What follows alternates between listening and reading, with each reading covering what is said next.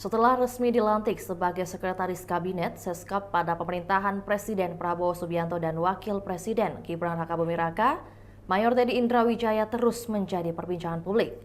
Seperti diketahui, Mayor Teddy dilantik menjadi Seskap di Istana Kepresidenan Jakarta pada Senin 21 Oktober 2024 sore lalu. Ia menduduki kursi jabatan Seskap Presiden Prabowo saat posisinya juga masih aktif sebagai prajurit TNI AD.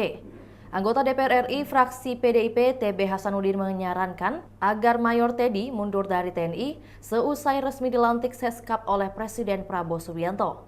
Sebab dijelaskannya bahwa penempatan prajurit TNI aktif hanya dapat ditempatkan di 10 lembaga atau kementerian.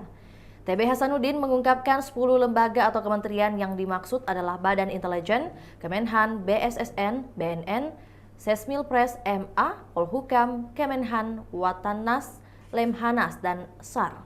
Untuk itu, TB Hasanuddin menyarankan agar tidak melanggar Undang-Undang TNI. Dikatakan olehnya sebaiknya Mayor Teddy mundur dari prajurit TNI.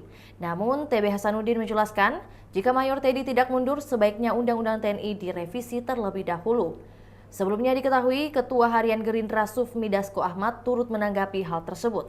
Ia mengatakan Mayor Teddy tak pensiun dari TNI karena posisi Seskap bukan setingkat menteri.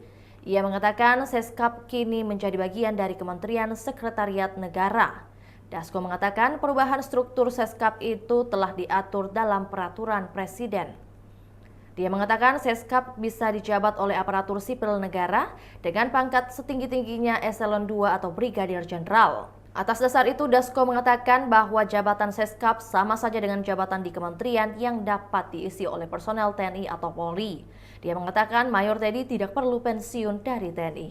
Itulah tadi berita hot news kita pada hari ini. Saksikan berita hot news lainnya hanya di kanal YouTube dan Facebook Tribun Timur. Download Tribun X sekarang, menghadirkan lokal menjadi Indonesia.